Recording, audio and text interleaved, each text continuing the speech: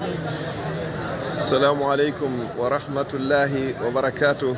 Musidɓe julɓe tedduɓe kala ko wonɗon men darirde ka Facebook meɗen Fadima Lawol Kisal ɗo haray ko wonande suno mola nago min woni waɗude o vidéo ɗo hande ñande 30 lewru sumaye hitande 2024.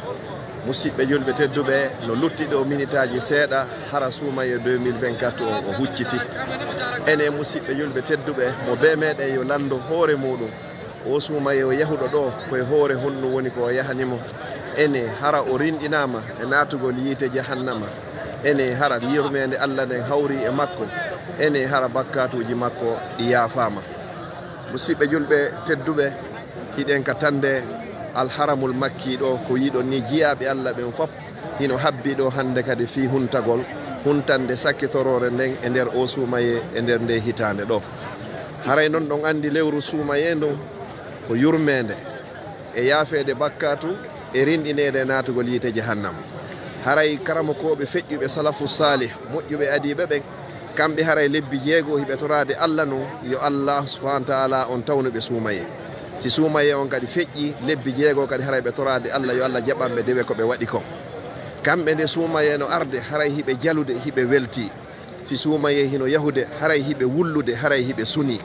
Ɓe landa ko fi honɗum ɓe sunanto fi ɗum ɗon ɓe inni wo haray ko lewru ko tawata ko bakkatuji ka yaafete ndun non yeehi, ko lewru ko tawata yurmede ndun ɗon ndu yeehi, ko lewru tawata ko rinɗinede e natugol yiite jahannama ndun lewru ɗon kadi haray ndu yeehi. Ko ɗum ɗo suninaynoɓe, ko ɗum ɗo wullinaynoɓe. Hara wona sifa amen menen yette jalloɓe weltoto ina alhamdulillahi sumaye yeehi. Kala inuɗo alhamdulillahi sumaye yeehi haray o andari nafoore ko woni e nder lewru sumaye. Koye nder lewru sumaye tun dambuɗe aljanna ɗen fof ɗe udditete. Koye nder lewru sumaye tun dambuɗe yiite ɗen fof woni ko ɗe sokete. Koye nder lewru sumaye tun cheytanuji ɗin fof ɗi jolkete.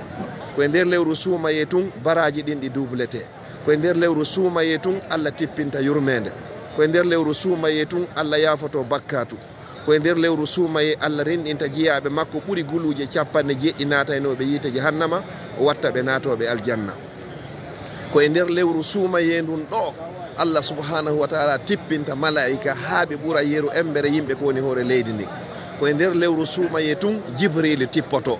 Si Jibril tippiki e sumaye ɗo lutti kadi hara ko arata. Koye nder lewru sumaye ɗo tun heɓata jemma tawata himo ɓuuri e moƴƴude e di lebbi wulure tawata ɗi mara on jemma ɗon. Koye nder lewru sumaye ɗo yurmede Allah subhanahu. Haray musidɓe julɓe tedduɓe ko o nema ɗo hari ko woni suninta bani adama. Sa andi nafoore ko heɓuɗa e muɗum kon ko Allah tawnuma ɗum ɗo kon ko tawata o okkima kadi tawede, o okkima kadi cellal a wawi horugol, o okkima cellal a wawi nafugol, o okkima cellal a wawi ittugol sadaka, o okkima cellal o tawnima balɗe 10 sakkitore a waɗi qiyamul layli, a totti farillaji, a itti sadaka, a huntini horuɓe, a naafi, Allah arsikima ɓawo ɗum ɗo kadi fop waɗugol umra e nder lewru sumaye hiɗa hani yaltugol Allah du'ano nelaɗo sallallahu alaihi wasallam du'ano mawɓe maɓen fof. Joni hiɗen luttiri ɗo minitaji seeɗa ɗo yen waynodir e sumaye nde hitande ɗo. Allah men torikema ko an tawni men sumaye hikka tawni men sumaye arojo e sumayeji hewɗe. Allah ko an arsike men argol hikka Makka waɗa umra e nder lewru sumaye arsiku men kadi arata e duuɓi hewɗi. Allah men tororima meɗen ɗo e sayiji e minitaji sakkitiɗi ɗin e nder nde hitande ɗo. Allah mi torikema marɓe andeji ɓen ittanɓe andeji maɓɓe. Allah jogiiɓe mapundeji ittanɓe mapundeji maɓɓe. Allah mi torikema nawnuɓe ɓen fof dikkimɓe. Allah mi torikema fatiɓe ɓen foppo yaafoɓe. Allah mi torikema marɓe ɓen foppo ɓeydanɓe. Allah mi torikema ɓe maraɓen kadi foppo okkorɓe. Allah mi torikema moƴƴinan en ɗo moƴƴinana e gurdam meɗen e mayde meɗen moƴƴinana men leydi lagine ya rabbal alamin. Allah homi tororikema subhanahu wa ta'ala inɗe maɗen fop hokku men aljanna danda men yiite. Yo Allah taw dewe ko min waɗi kon fof nder lewru sumaye nden a jaɓanimen. Yo Allah taw bakkatuji amen ɗin fop ɗi jandi ɗi fanɗi ɗi suuɗi ɗi feeñi men andi fi min anda fi mum komin tewi e komin hawri. Yo Allah taw hara yaafiki men a yaafiki dendagal ɓeygureji amin e dendagal julɓe Allah ɓen fof. Allah men tororima Allah wata sumaye on yahu sina hara o yadanimen e dendagal bakkatu. Kala moƴƴere e moƴƴereji e yurmedeji e rinɗinede ko wannoɗa e nder ndu lewru sumaye yo Allah taw gueɓal amen woni e nder muɗum. Kala kambaji ko wannoɗa e nder ndu lewru sumaye wata waɗa men ɗum ɗo gueɓal e muɗum. Kala moƴƴereji ko woni yilade hakkude leydi e kammu yo Allah taw hara ɗum ɗon ko gueɓal amen.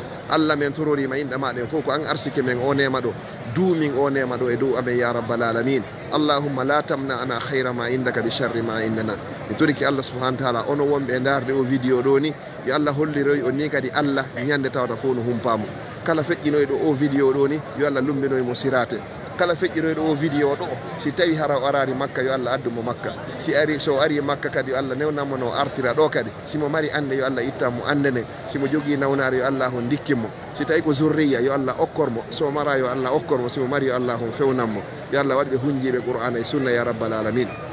musidɓe julɓe tedduɓe mi torori Allah e kun saayi ɗum ka du'a jaaboto ɗo nelaɗo sallallahu alayhi wa sallam ɓe maaki neɗɗo horuɗo du'a muɗum haray ko jaaboto sango o huntoto toriki Allah mawɓe meɗen mawɓe Fuuta Jallo yo Allah yaafoɓe yo Allah yaafo mawɓe Fuuta Jallo yo Allah yaafo mawɓe Fuuta Jallo kala koɓe woopi ko yo Allah yaaforɓe saabu yurmede kala koɓe hawrodirno e sawaba yo Allah yoɓirɓe ɗum ɗon natal aljanna ɓe mawɓe meɗen ɓe tampi fi meɗen ɓe soñjike fi meɗen fi en wawa famugol diina hande en hewtiɗo hande hiɗen e leyɗe ɓurɗe jogade doole no woodi mawɓe men goɓe hewtarɗo ko saabu du'awji maɓɓe toriki Allah yo Allah yaafo fatiɓe ɓen yo Allah waɗu gaburuji maɓɓe hara ko jaaɗo gaburuji wenduji jaade e wenduji aljanna ya rabbal alamin musidɓe julɓe tedduɓe mi toriki Allah subhanahu wa ta'ala on yo Allah okku en aljanna mi toriki Allah subhanahu wa ta'ala on yo Allah dandu e jiita mi toriki Allah subhanahu wa ta'ala yo Allah ittan en ande mi toriki Allah subhanahu wa ta'ala yo Allah wurnam on fayɓe moɗon waɗi waɗa barke maɓɓe haray nodda ɓe nga fof haray no tori du'aji fi fayɓe ɓen Allah ko awwoni fewnowo fewnu ɓiɓɓe julɓe ɓen fof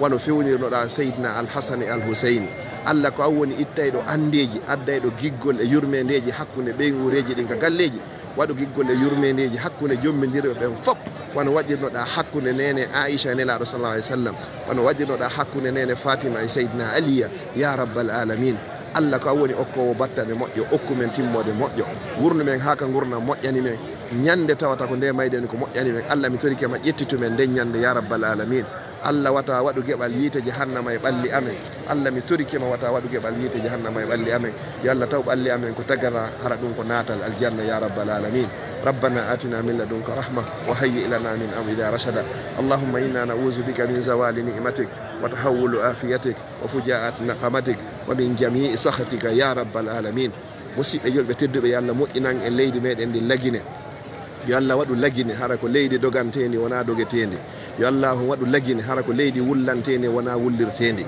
ko Allah woni moƴƴinayɗo leydi yo Allah moƴƴinan e leydi lagine yo Allah okkore lamɓe fewɓe nunɗuɓe huloɓe Allah yiɗuɓe lagine yiɗi ɓiɓɓe lagine feppindinaɓe ɓiɓɓe lagine yo Allah waɗu en enen kay lamateri fewndi nunɗudi hara ko yiɗude ɓe lamɓe ɓen teddinayɓe lamɓe ɓen marɓe meɗen ɓen yo Allah reenuɓe aynaɓe hiwaɓe dandaɓe ɓeydanaɓe ɓe jogaki ɓen kadi e meɗen yo Allah okkoren ko laaɓi ko ɗuuɗi ko dagui ko waɗa barke yo Allah waɗu jawdi ni hara ko wonayndi saabu ko okki en aljanna yo Allah dandu en jawdi wonayndi saabu ko okku en yiite jahannama e toriki Allah subhanahu wa ta'ala yo Allah waɗu ɓiɓɓe ɓe hunjiɓe Qur'ana e sunna yo Allah waɗu ɓe artoɓe ka diina e ka dawla yo Allah waɗu ɓe juutuɓe balɗe waɗa ɓe yaajuɓe arsike ya rabbal alamin andeji ɗin fof Allah men torike ma ittu mapundeji ɗin fof hoyno jogaɓe ɓen fof Allah men torike ma jonnituɓe hoore maɓɓe ya rabbal alamin mawɓe men faati ɓen fof ko Allah woni mari yurmede kanko woni yafotoɗo yo Allah yafoɓe hokkaɓe aljanna haray ko wonno ka ɓaawo caméra hum moɗon ɗo e nde ñalande sakkitore ɗo e nder hitande ɗo ko mofsiɗɗo hara e noddinanama inchallahu wa kullu amin wa antum bi khayr yo Allah tawni en ko araka yo Allah nannidiro en sifa ndu noddinaɗo ɗo kadi ko arata hara hiɗe wondi e cellal e balɗe hara hiɗe makkatal mukarrama ɗo wassalamu aleykum wa rahmatullahi wa barakatuh